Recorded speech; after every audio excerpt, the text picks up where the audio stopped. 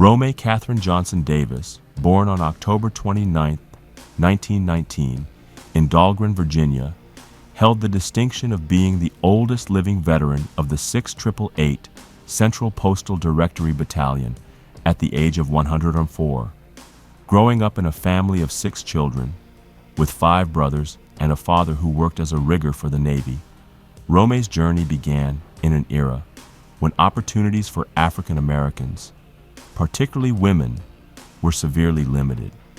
Despite this, she defied societal constraints and became one of the remarkable members of the 6888, contributing significantly to its groundbreaking efforts during the war. Through her dedication and resilience, she played a pivotal role in ensuring that military personnel, many of whom were serving overseas, received their mail, a simple yet essential connection to home. Her life, marked by notable achievements, was not just confined to her military service, but also extended into academia, professional success, and a long-lasting commitment to personal growth, establishing her legacy as a trailblazer for future generations. Growing up in a time when opportunities for African Americans, especially women, were limited, Romay's path to success was not an easy one. The lack of a high school for Black students in King George County meant that she had to travel to various cities to continue her education, staying with family members in New Jersey, New York, and Washington, D.C. Romay eventually graduated from Dunbar High School in Washington, D.C., one of the most prestigious Black schools in the country at the time. Her education was just the beginning of a long journey that would take her across the world. After high school, Romay worked a variety of jobs, including operating an elevator in a hospital and later working at the Bureau of Engraving in Washington, D.C. At the Bureau, her job involved inspecting currency prints for defects. This meticulous attention to detail would later serve her well in the demanding work she would undertake during her military service. However, it was the call of duty during World War II that would lead her to make one of the most significant decisions of her life. In the early 1940s, as the United States mobilized for war, the formation of the Women's Auxiliary Army Corps in 1942, which later became the Women's Army Corps, opened the door for women to serve in the military. Romay, motivated by a sense of duty and a desire to contribute to the war effort, joined the Army on May 18, 1943. By this time, all 5 of her brothers had already enlisted, and Romay, in her own words, said, "I quit to go with my boys." She completed her basic training at Fort Des Moines, Iowa, and was assigned to Camp Breckenridge in Morganfield, Kentucky, where she learned to be a mechanic and a driver. Her training involved handling a variety of vehicles, including jeeps, staff cars, a weapons carrier, and a truck, which would prove essential in her later assignments. In early 1945, Romay volunteered for overseas duty and was selected to join the 6888th Central Postal Directory Battalion, an all-Black, all-female unit that would become one of the most distinguished in the history of the U.S. military.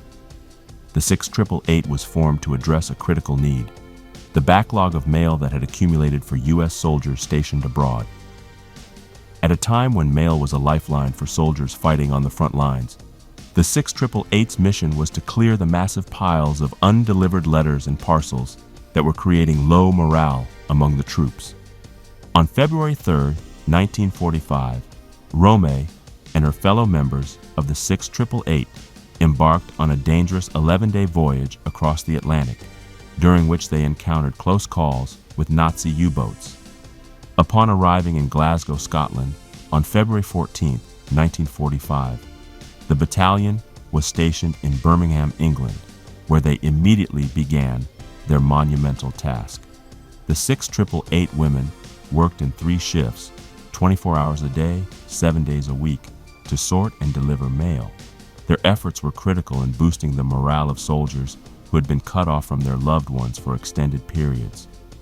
The original estimate was that it would take 6 months to clear the backlog in Birmingham, but the 6888 completed the task in just 3 months. After their success in England, the battalion was transferred to Rouen, France, on June 9, 1945, where they continued their work in clearing mail that had accumulated due to the war.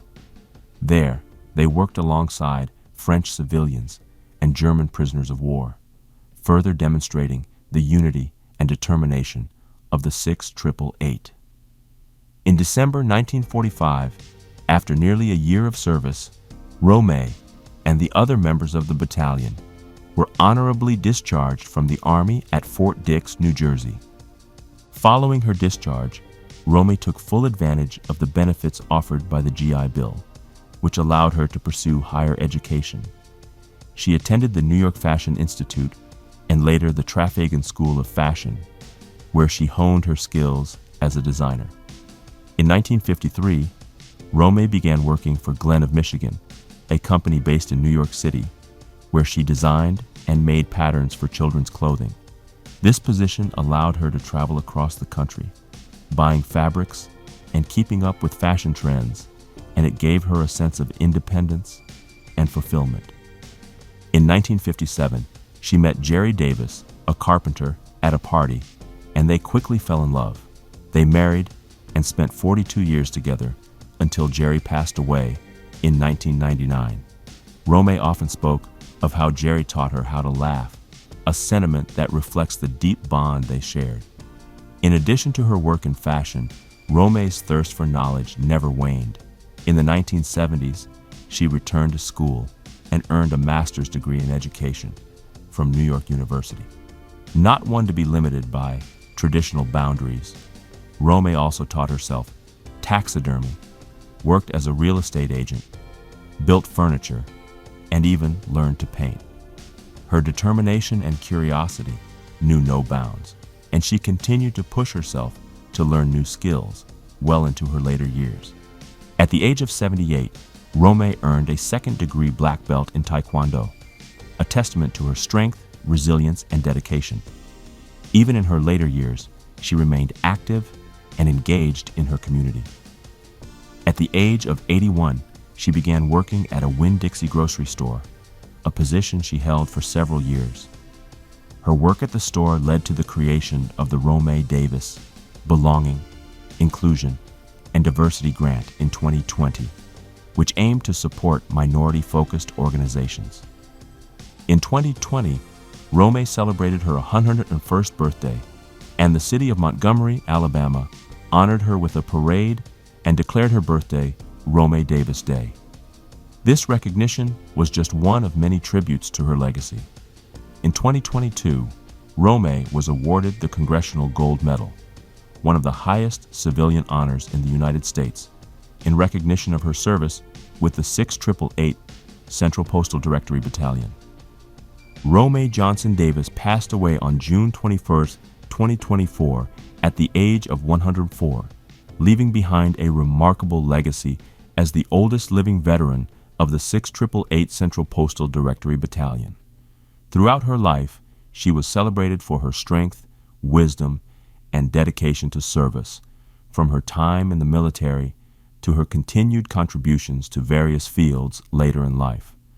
Her name is forever etched in history, not only through her military achievements, but also in the recognition she received as one of the last surviving members of her battalion.